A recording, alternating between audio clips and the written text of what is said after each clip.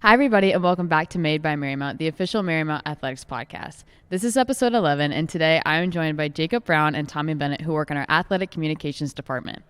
Today, Tommy and Jacob and I discuss how they were brought into their role here at Marymount Athletics, the new revamped Hall of Fame wall, and why I can't win Student Worker of the Week. With that, let's get talking to Tommy and Jacob.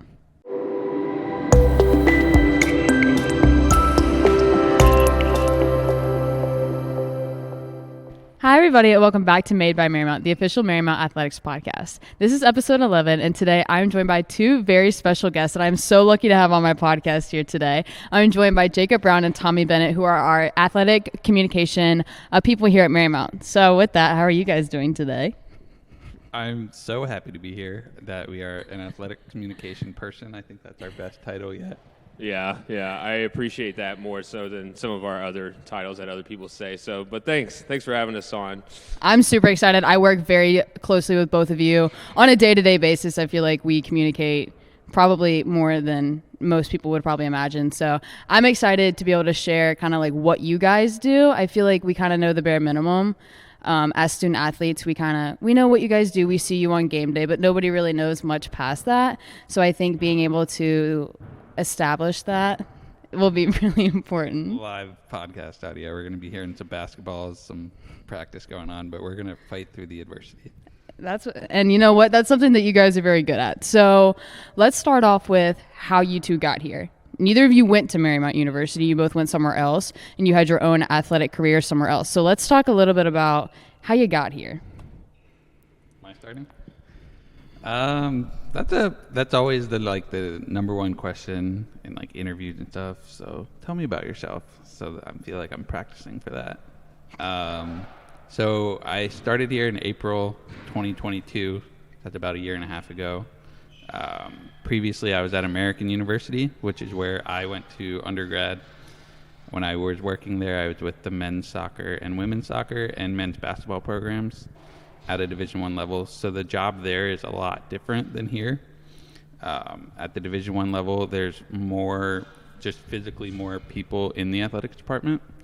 So everyone kind of has their lane and what they focus on. So I was more worried about social media and Instagram and videos and all the kind of the first level of what you see for a program. So like swimming, soccer, whatever. And then so when I decided to come to Marymount, I knew it would be a lot different. We have great support staff, all the people that work here. We just kind of got to carry the weight of 2 or 3 more people to give everyone the best experience that we can. And that was something that excited me to come back because I had previously been at a smaller school in the Midwest. It was called Central Methodist University. Shout out to the Eagles. But it was definitely exciting to kind of envision working in that small school atmosphere and all the Division III schools that we work with. It's just a different challenge, but an exciting one. And that's what kind of brought me back. Yeah, so I come from like a small school background. So I played at baseball for 4 years at Eastern Mennonite University, about two hours south of here. So I have a very big care and passion, or whatever you want to call it, for small school athletics. And so I have a little bit of a roundabout journey getting into this role specifically, but long story short, I did kind of what you are doing right now when I was in undergrad. And so I did a lot of the reporting, the writing. I did some statistic keeping and a stat crew, which is our dinosaur old school statting platforms that we don't use anymore. But yeah, and so I did that, and then directly after school, I did not get into this field right away. I went into the corporate world and worked for Enterprise Rent-A-Car. I was a car rental person, and I was only planning on staying for about a year, but I met my wife there, and so that kind of stuck me around, and we started moving around a little bit with promotions and stuff like that. And then in January of 2020, my wife Ellen and I decided that we were going to get me out of that because I wasn't happy and I didn't feel very fulfilled in my job. And so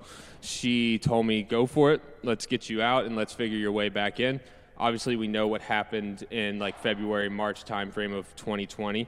And so the world kind of shut down, but there was a good opportunity at my alma mater at Eastern Mennonite where the SID was looking for a graduate assistant, and he reached out to me based on our prior working relationship, and we decided to move back to Harrisonburg, where I did my graduate assistantship, I don't know if that's the correct term for it, but I did my graduate assistant stint for 2 years at Eastern Mennonite. The job here at Marymount popped up when I was coming to my close there, and my boss at the time, Justin McElwee, knew Jimmy McCumber, who's a former SID as well, our Associate Director of Athletics for Development, which you've had on previously, and he was like, "You should apply," and I said, "Sure, why not?" Northern Virginia is a little daunting to me personally, but let's give it a shot. And so I applied. We both got hired. We both started about the same time, and here I am. So, you guys came into Marymount like towards the end of the spring season, kind of like April-ish. What was that like? Like you missed my season, but you missed like all of like winter and fall pretty much, and you came in towards the end. Was it like, what was that experience like? Like, did you feel like where do we even start? Yeah, I mean, it was so April 11th for me. It was like literally the first day our men's volleyball team got announced for going to nationals, and it's a chill first day. It was not unexpected, but they didn't win the conference championship, so they were a little curious.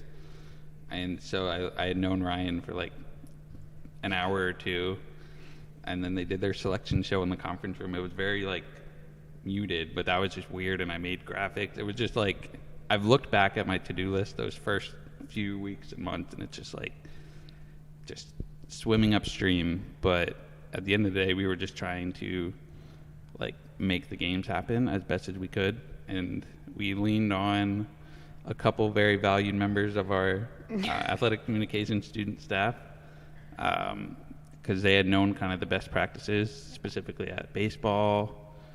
I don't know if I may have done one softball game, and then a lacrosse game was a whole new world for me. I'd never done lacrosse. So that was definitely a challenge. But again, it was just kind of getting through those first 3 weeks to a month. And then I think we spent a lot of time that summer kind of establishing what like our priorities were and what our goals were and what our expectations were. And I think we've kind of maintained that through to now, another year and a half later. But yeah, that first month was just kind of get the games to happen as best as we could. New platforms I had not used before. So yeah, we were just kind of doing whatever we could to do as best we could. I don't know if you have any other thoughts. Yeah, no, I mean, I was fortunate. So you had a week to kind of get a grasp of what was going on around here before I started. So that worked to my advantage a little bit. But yeah, I remember you had to go out of town. Like you went to like somewhere, I can't remember, but it was the lacrosse semifinals, and it was a full day of lacrosse, and I was relatively new to lacrosse, brand new to men's lacrosse. And so it was just, yeah, it was wild, but we made it happen. And yeah, we spent that summer really just kind of getting prepared for our first year here.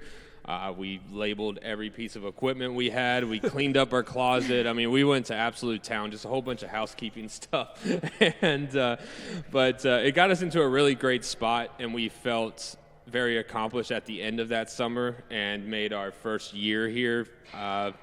Easy is a bit of a broad term, but we felt more prepared for it, I think, and that's a lot of credit to Tommy having kind of a list of things that he wanted to get accomplished, and then we made it happen.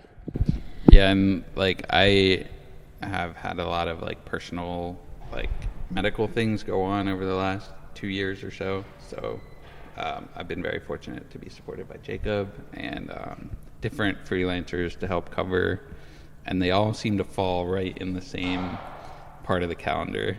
So very fortunate for that. But yeah, excited. So on a day-to-day like on a day-to-day basis, like what do you guys do? I mean, like, I know what you do. Like, okay, that makes it sound bad, but like, that's a loaded question. what are you guys doing in there? Like in your office, like what are you guys doing? Like, obviously, okay, so most of the student athletes here now that have known, you guys started doing media day. You know, Jacob takes our media day pictures, Tommy, you take our headshots. Like, the kind of things like that you guys have picked up on. I feel like that might be one of the most, like, bigger things that people pick up on, especially because of the transformation of media day and how that became really fun for teams this year. Obviously, you guys are at, like, you're all of our games, you know, you're working the table, up in the press box, you know, wherever. But, like, other than that, like, what don't people see that you guys do? You want to start? Yeah, I'll start this one. So both of our roles are different in a certain sense. At the end of the day, the scope of what we're trying to accomplish day in, day out, week in, week out is the same thing, but from the very beginning, Tommy has kind of said that he's overseeing like a lot of the big picture things, and then I kind of see the day-to-day things to a certain like The aspect. Office. Yeah, Office reference. I don't. Yeah, but yeah. So a lot of my days are spent trying to make sure that we're properly staffed and have the proper talent available for all of our home events. And I know we're going to talk about that a little bit later, I think. But that's a lot of what I do personally, and then I kind of fill in the blanks from there. And Tommy's a lot better at understanding like big picture things that he wants to get done and timelines, and I kind of fly by the seat of my pants sometimes. And like today, I was like, I should just like work on the swimming record book because I knew you were coming, and that made me think about the swimming record book. And so that's what I've been doing a lot of the morning, because most of my week has been made up of getting ready for Pablo Cotto this weekend. But I did that, and so I start working on some other miscellaneous things. And there's always, if you go in our office, there's a big board of things that we want to get accomplished, and Tommy has it organized to short-term, mid-term, long-term, however you want to look at it. And that's kind of where we lean to on that. Yeah, I mean, I think generally our calendars are fairly regular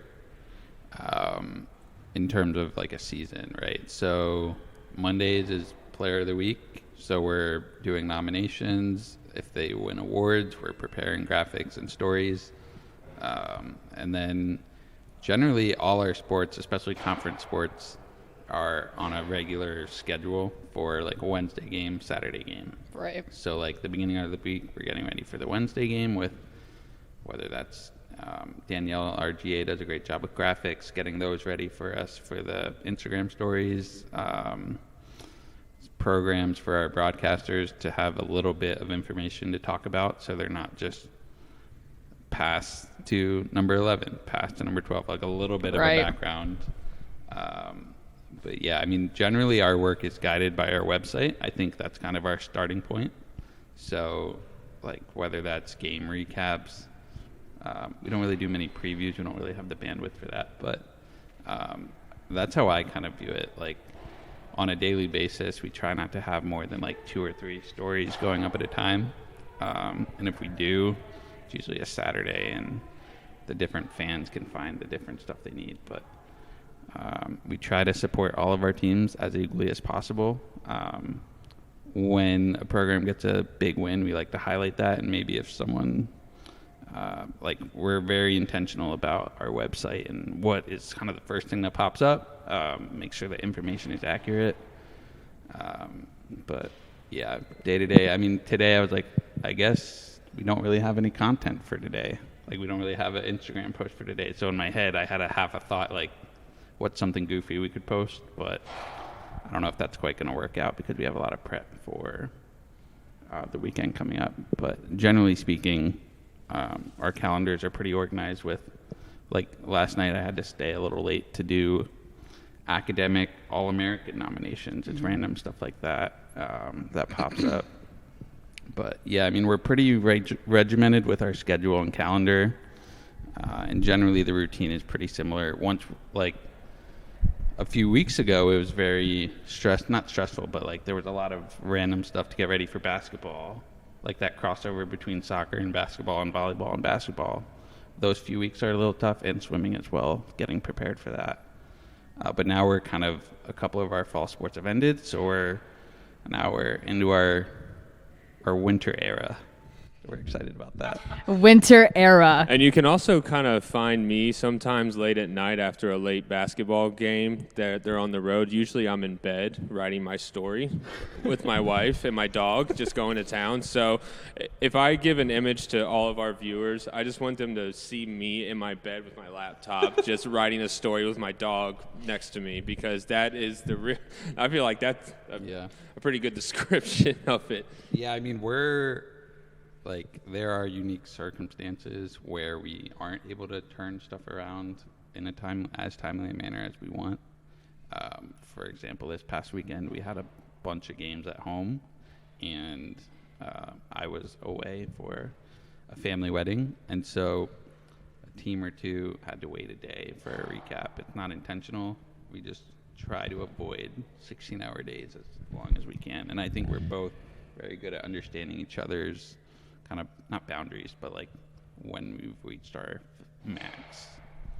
And talking about, covering a game day, you guys work very closely with some of the most cool people on this campus, aka student workers. I'm not biased, but tell us a little bit about, student workers. Why do you choose why are student workers like a thing? Why don't we take the time and maybe hire somebody else to do broadcasters, hire somebody else to do statting? Obviously that's a shoe that you have to fill, payment that has to go into that. But why do we trust students to go out there and go stat a basketball game? Well, so that's the norm at small college level schools for the most part. At EMU, we had a much smaller pool, but we also had people within the community that just loved basketball or whatever sport, and they would come out and support. We had a consistent guy on shot clock, different things like that. Here at Marymount, one of the first things that I wanted to do when I got hired on was kind of build up that pool of student employees and make sure all of our events were very well staffed. In order to make our streams better, our game day operations better, we need a little bit more people. So that was a big proponent of what we wanted to do from the get-go, and so we tried doing orientation, stuff along those lines, different job requisition, marketing kind of ordeals where I'm sending it out on Workday and stuff along those lines.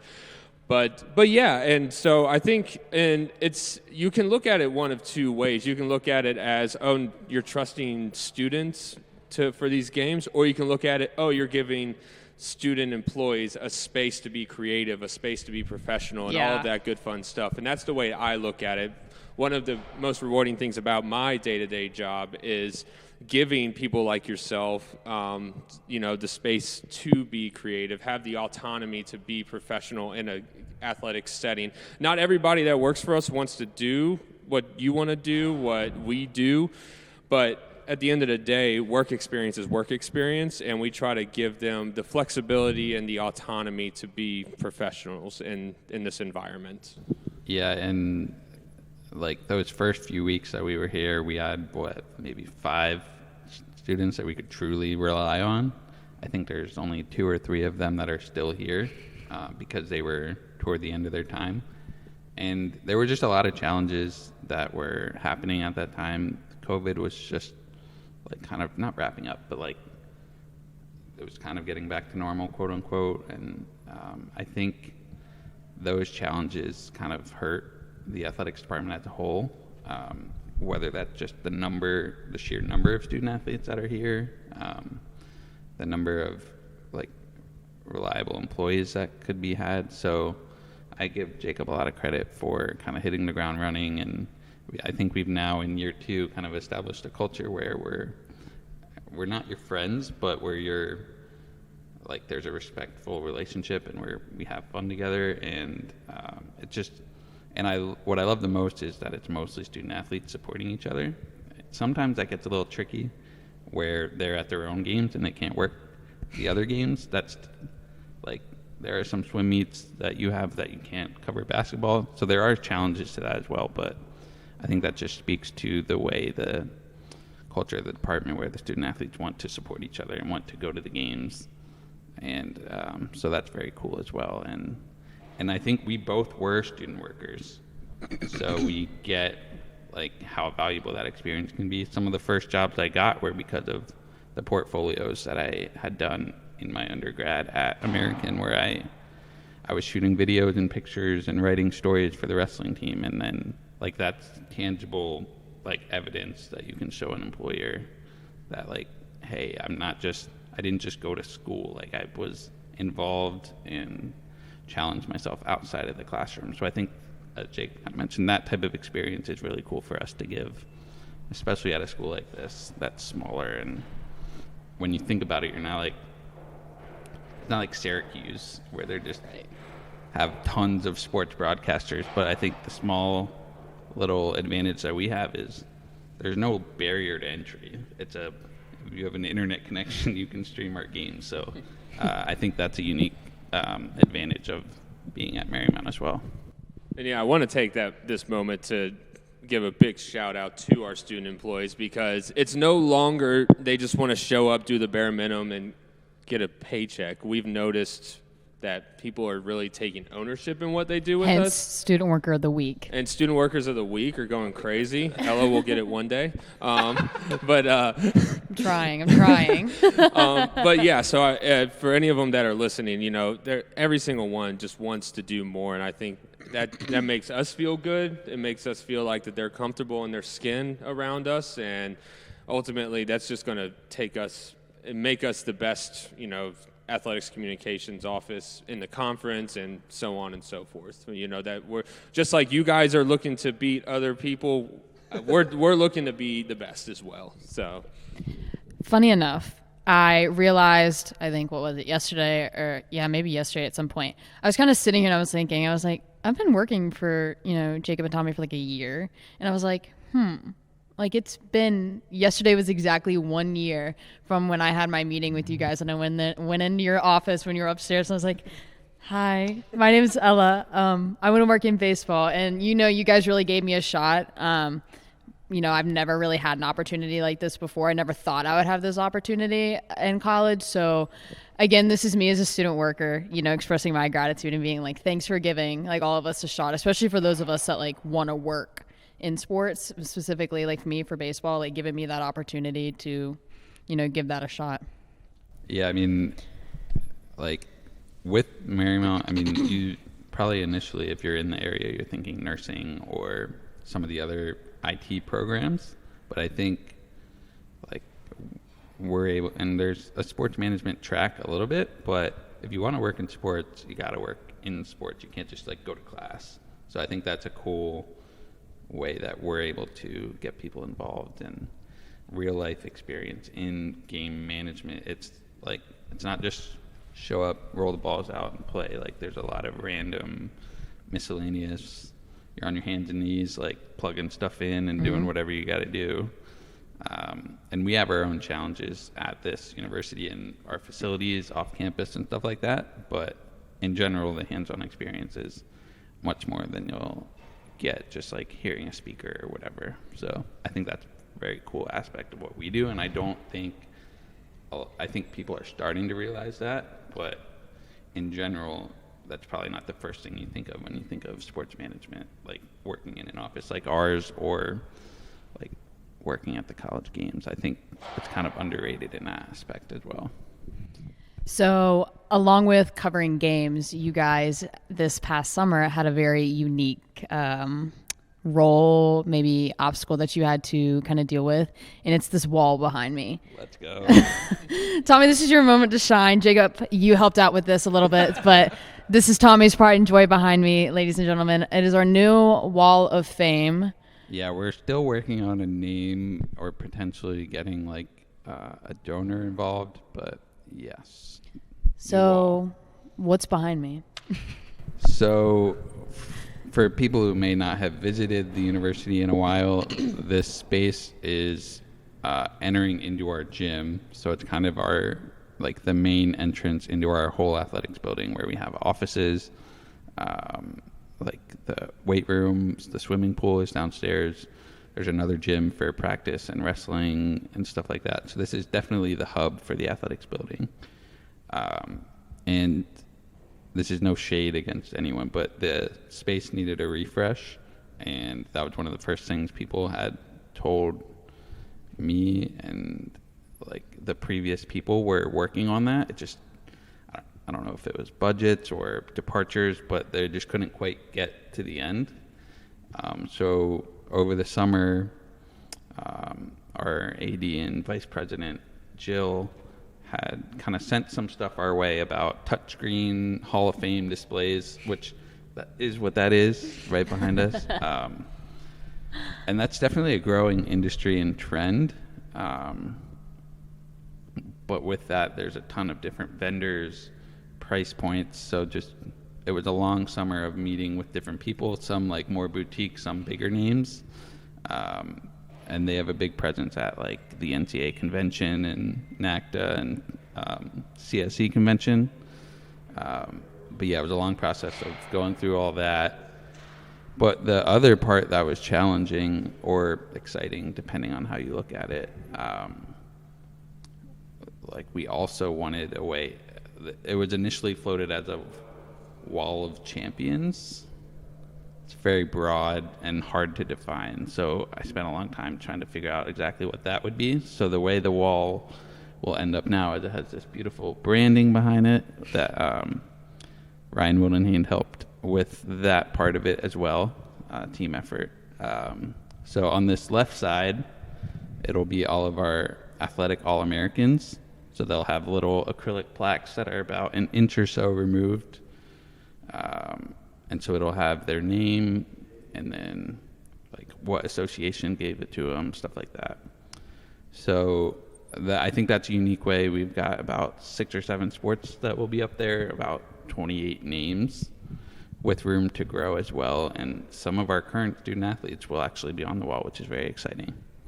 And then on the right side will be our Hall of Fame wall. So rather than, I don't know, like more rectangular plaques with information on it, it'll be smaller, same like dimensions as the other part, but it'll just be a little cleaner, crisper, more 21st century.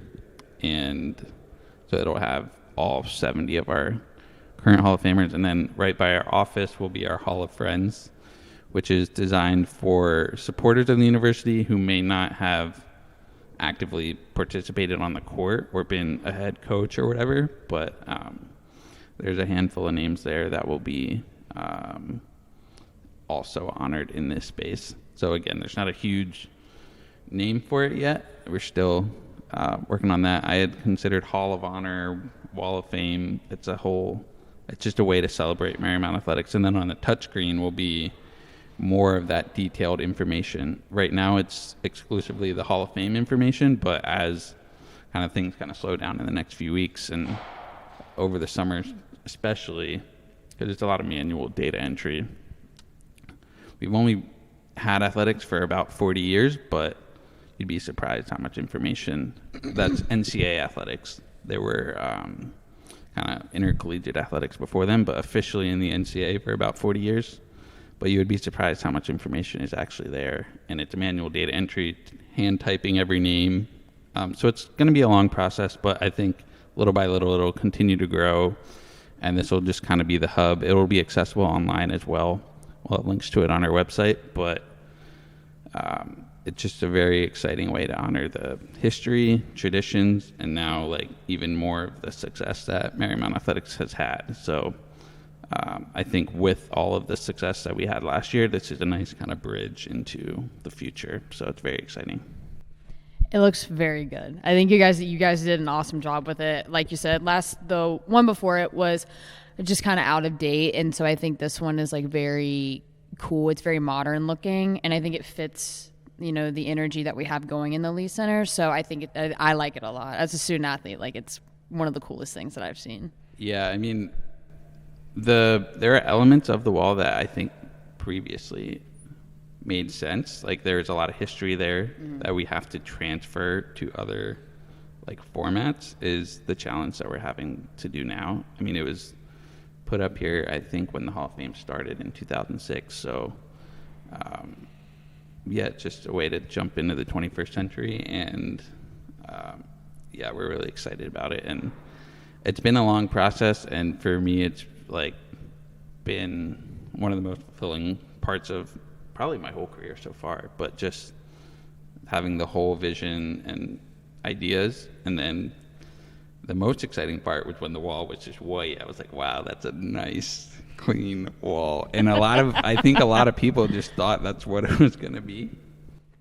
And then one day you walk into the Lee Center and here's Saints with Bernie on there, and it looks so cool. I think it's a nice little surprise walking into the Lee Center and seeing that. I really do think like our women's basketball team walks in here before they go into every game. I think it's going to become like more of a option for teams. Like you're going to walk right by all the history right before you go play or practice or go down to your locker room, whatever it is that you have to do.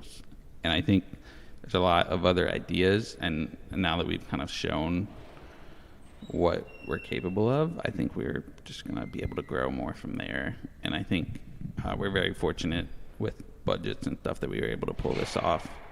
But yeah.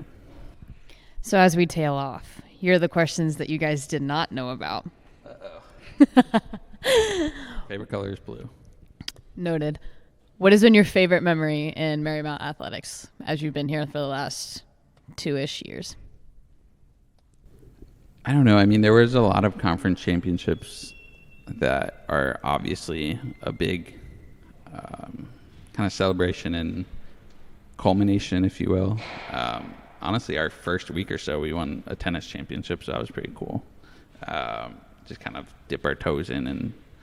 But I think a really cool part for me was just the way the whole student body came out for last year's men's soccer championship game.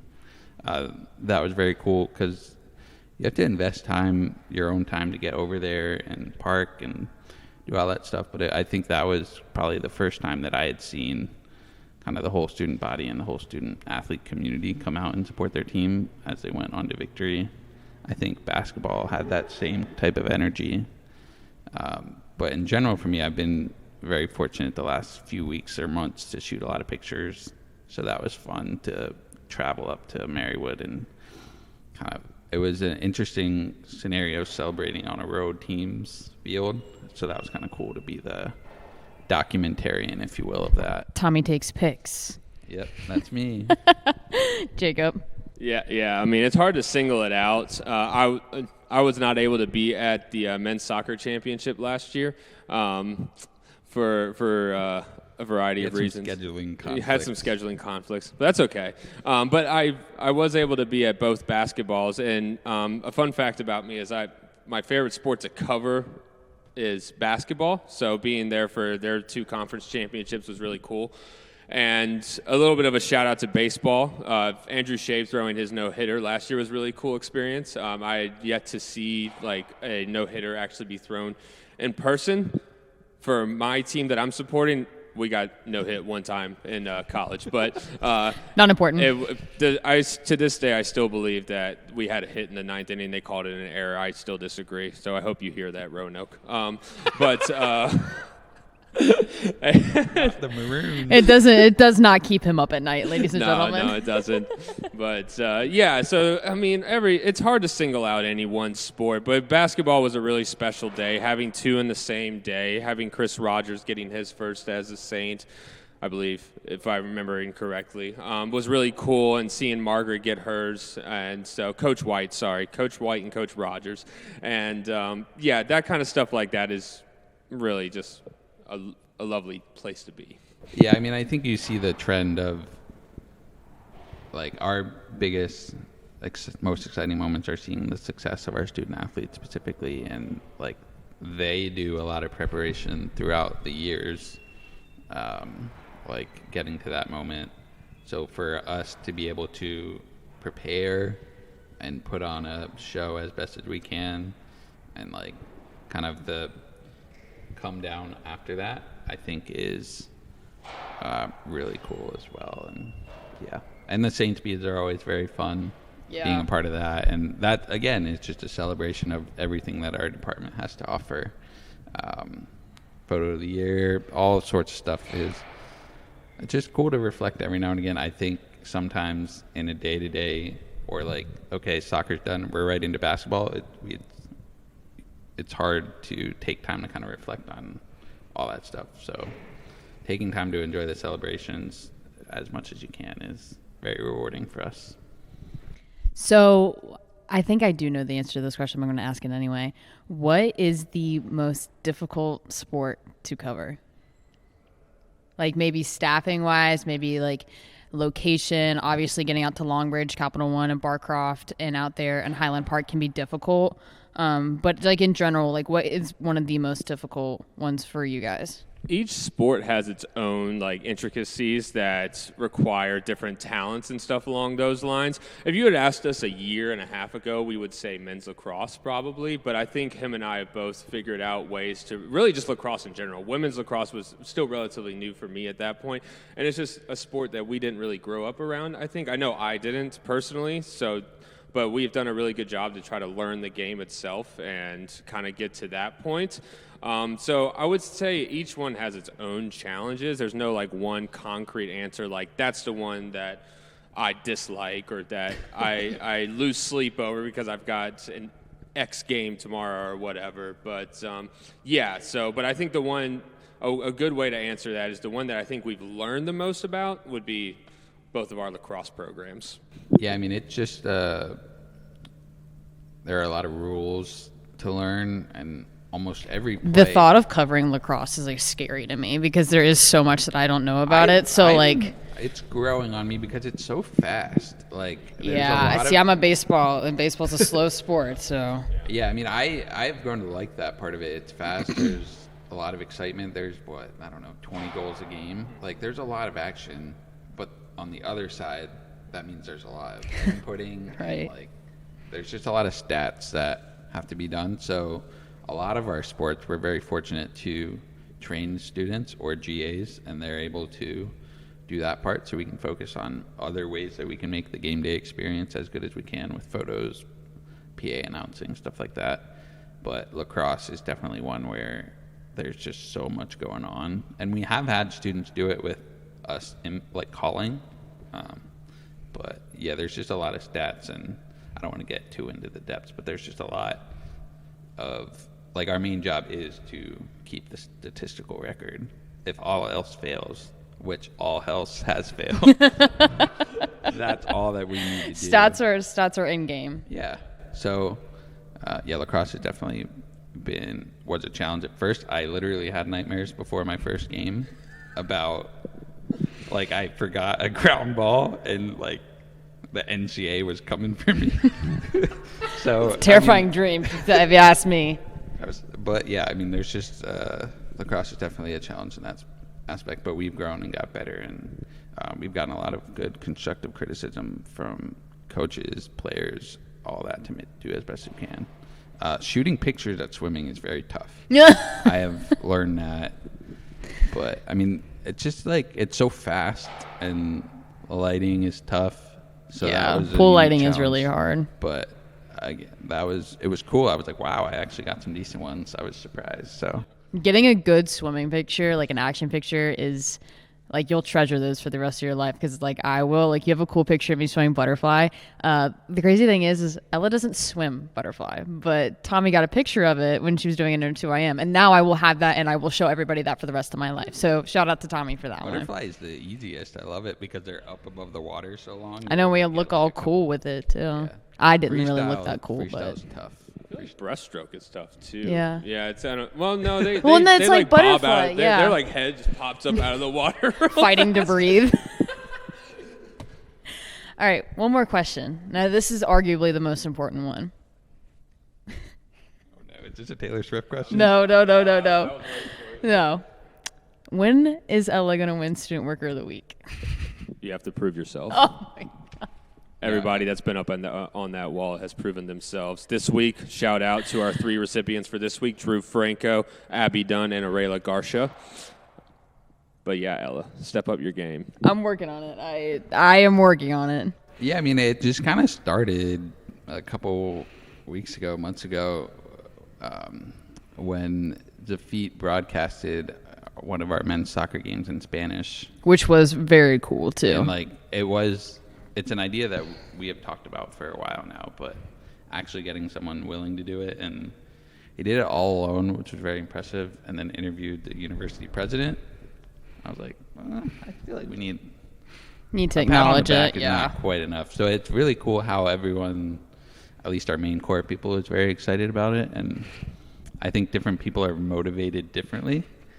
And like for a while there, I think, at least in my head, I'll speak for myself, like I feel like you're motivated by yourself, but I'm learning there are some external motivators to you as well. So I don't know.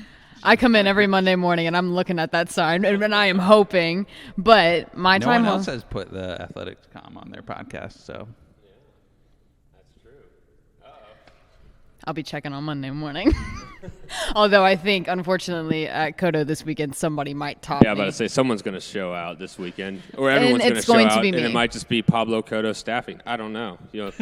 Wait until Monday to find out. Yeah. it's interesting that coaches are involved as well. It's so funny. It's become a thing.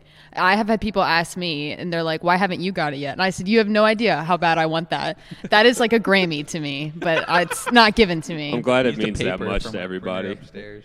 And it literally gets taped on the side of the window. Now it has its own frame, but it's an important award. It's a very intricate, deep process. There's a committee. Who's the committee? You two and Danielle. And Danielle, yeah. Shout out Danielle. Every morning, it's just like, oh shoot, it's 9:45. Ella will be here, and probably within the next 45 minutes, we have to get a sign up on the door, and it cannot be her. All right. Well, I want to thank you both so much. You guys have meant a lot to me in my athletic communications career here, and I'm excited to see, where we all go as a crew and exactly what you guys are able to help us accomplish, because I don't think athletics could run without you guys. So a thank you to joining me today, and a thank you for all that you do for Marymount Athletics. Thank you very much. Go Saints.